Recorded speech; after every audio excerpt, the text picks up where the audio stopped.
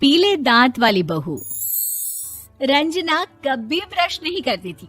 उसे कितनी बार उसके माँ बाप ने डांटा, लेकिन उसका कोई असर उस पर होता ही नहीं था, जिस कारण से उसके दांत पीले पीले हो जाते हैं।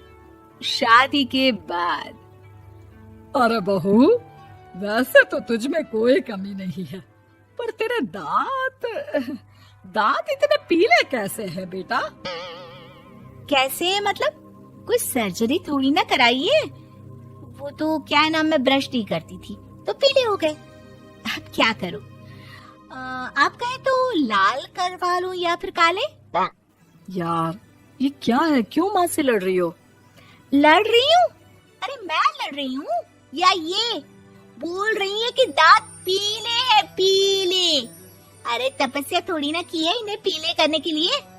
बकायदा ब्रश नहीं किया है 20 साल तक, तब जाकर। छी, कैसी बात कर रही हो? ये उस वक्त तो पीले नहीं थे जब हम लोग तुम्हें देखने आए थे। अरे तब साफ करवा लिया होगा डेंटिस्ट के पास जाकर।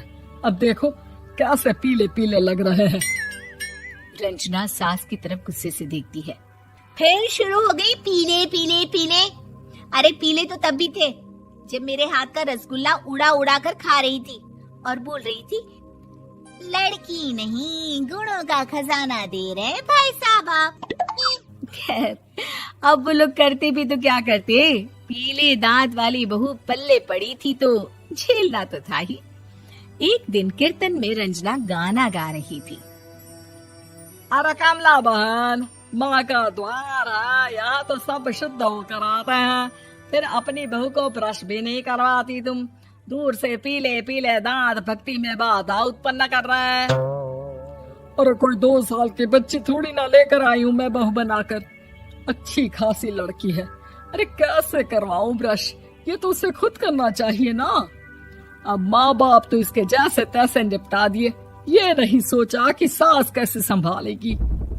सास बहू को लेकर घर आ जाती है, लेकिन सोच लेती है कि अब इसे लेकर कहीं नहीं जाएगी। अगले रोज बहू कहती है, अरे क्या हो गया, मंदिर नहीं जाना क्या? कीर्तन का वक्त हो रहा है। मेरी मधुर वाणी से कान्हा जी जागते हैं और सोते हैं। आप तो जानती है ना उनकी भक्ति में कितना मन लगता है मेरा। वो क्या है ना, तबीयत ठीक नहीं लग रही है मेरी, आराम करूंगी मैं। तबीयत ठीक नहीं लग रही? अभी तो मिथुन के गाने पर नाच रही थी आप, और अब बोल रही है कि तबीयत ठीक नहीं लग रही। अरे भक्ति में मन लगा लो सासू माँ, ऊपर जाना है, क्या मुंह दिखाओगी आप? हाँ? सास को बहू की बात पर गुस्सा आ जाता है। मैं क्या मुंह दिखाऊंगी, इसकी चिंता तो ना कर, समझी?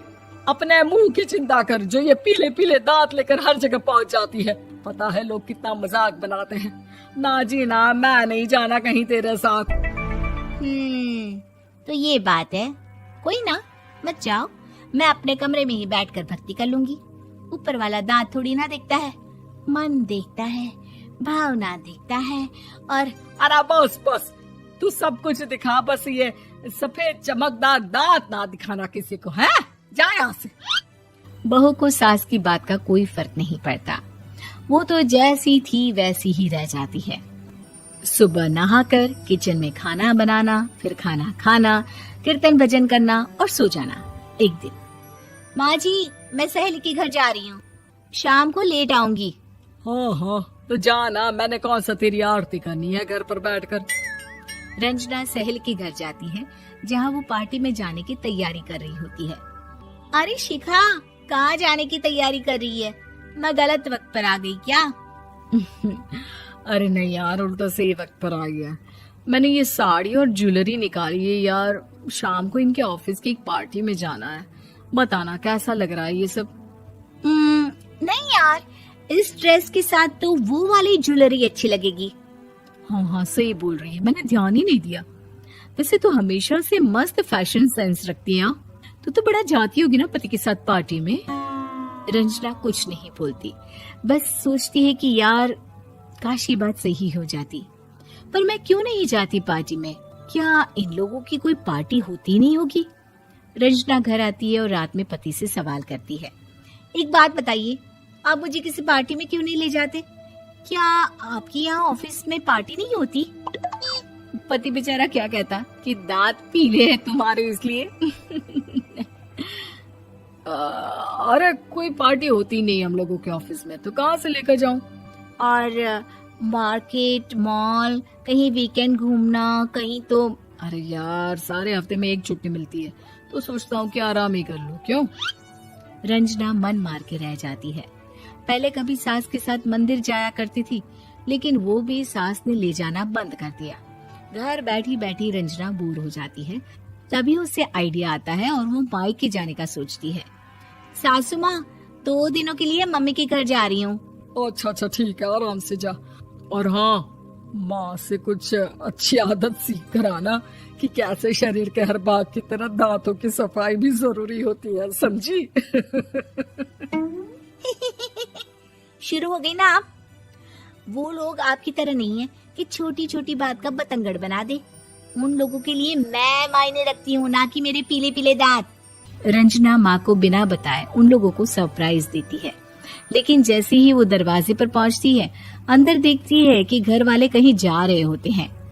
अब माँ, काश रंजना दीदी के दांतों वाली प्रॉब्लम नहीं होती, तो वो भी हम लोगों के साथ चलती ना बुआ जी की बेटी की शादी में। हाँ बेटा, लेकिन अब उसे कौन समझाए कि उसको उसके पीले दांत नहीं दिखते, लेकिन उसके आसपास के लोगों को कितना एम्बैरेसिंग फील कराते हैं। मुझे तो कितनी बार उसके स्कूल की टीचर ने शिकायत की कि उसके साथ कोई लड़की बैठना भी नहीं चाहती, और ना ही कॉलेज में कोई उससे बात करना चाहता था। लेकिन पता नहीं क्यों उसे ये बात समझ में ही नहीं आती। कोई कमी नहीं है उस लड़की में, बस यही कि दांत पीले हैं। वो तो भला हो जीजा जी और उनकी माँ का, जो दीदी को जैसी है वैसे ही रखा हुआ है।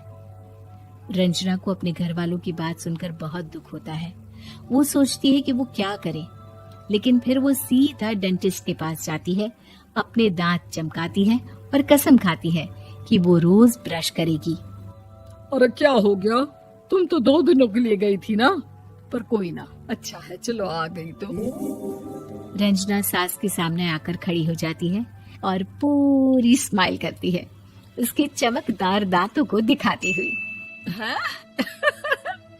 चले मंदिर। माँ, मुझे माफ कर दीजिए, मैंने आप लोगों को बहुत एम्बैरेसिंग फील करवाया। मैं आज से रोज ब्रश करूंगी।